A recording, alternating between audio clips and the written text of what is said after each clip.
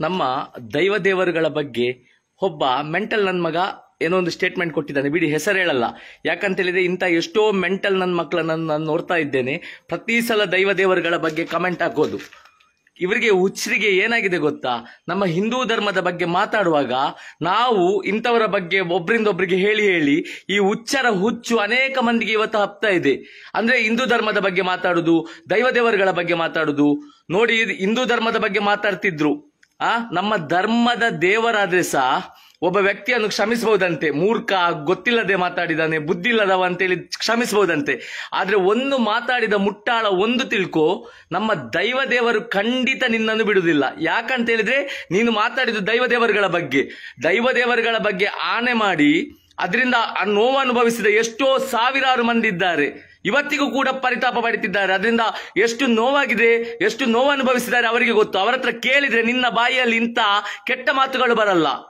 ದೈವ ದೇವರುಗಳ ಬಗ್ಗೆ ಮಾತಾಡುದು ಹುಚ್ಚರಾಗಿ.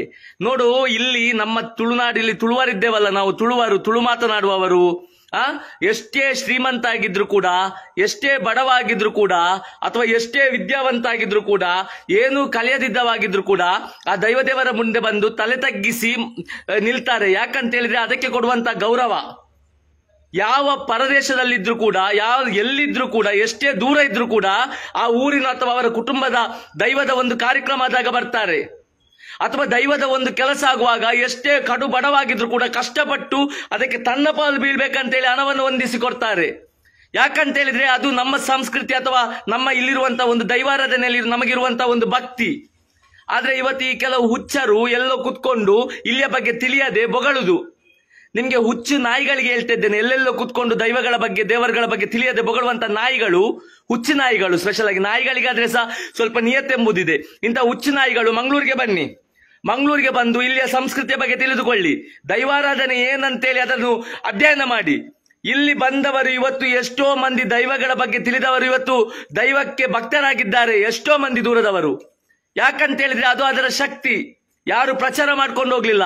ಆದ್ರೆ ಇವತ್ತು ಈ ಕೆಲವು ಹುಚ್ಚರಿಗೆ ಕುತ್ಕೊಂಡು ಎಲ್ಲೆಲ್ಲಿ ಕುತ್ಕೊಂಡು ದೈವ ದೇವರುಗಳ ಬಗ್ಗೆ ಮಾತಾಡುದು. ಪಟ್ಟಿಂಗಗಳು ತಾಕತ್ತಿದ್ರೆ ಎದುರೆದುರು ಬಂದು ದೈವ ದೇವರುಗಳ ಬಗ್ಗೆ ಮಾತಾಡ್ಲಿ. ಎಲ್ಲೋ ಕುತ್ಕೊಂಡು ಪಬ್ಲಿಸಿಟಿಯ ಹುಚ್ಚಿಗೆ ಬೊಗಳೆ ಬಿಡೋದಲ್ಲ.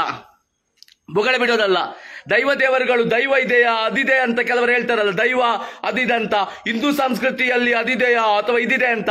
ಮೊದಲು ಹೇಳ್ತಿದ್ದೇನಲ್ಲ, ಈ ಹೇಳುವಂತ ದೇವರ ಬಗ್ಗೆ ಅಪಹಾಸ್ಯ ಮಾಡುವಂತ ಮತ್ತು ಪ್ರಶ್ನೆ ಮಾಡುವಂತವರಿಗೆ ಹೇಳ್ತಿದ್ದೇನೆ, ನಿಮಗೆ ಪ್ರಶ್ನೆ ಮಾಡುವ ಅನೇಕ ಮುಟ್ಟಲರಿಗೆ ನಿಮ್ಮ ಅಪ್ಪ ಯಾರಂತ ಗೊತ್ತಾಗಬಹುದು, ನಿಮ್ಮ ಅಜ್ಜ ಯಾರಂತ ಗೊತ್ತಿರಬಹುದು, ನಿಮ್ಮ ಅಜ್ಜನ ತಂದೆ ಅಂದ್ರೆ ಮುತ್ತಾತ ಯಾರಂತ ಗೊತ್ತಿರಬಹುದು.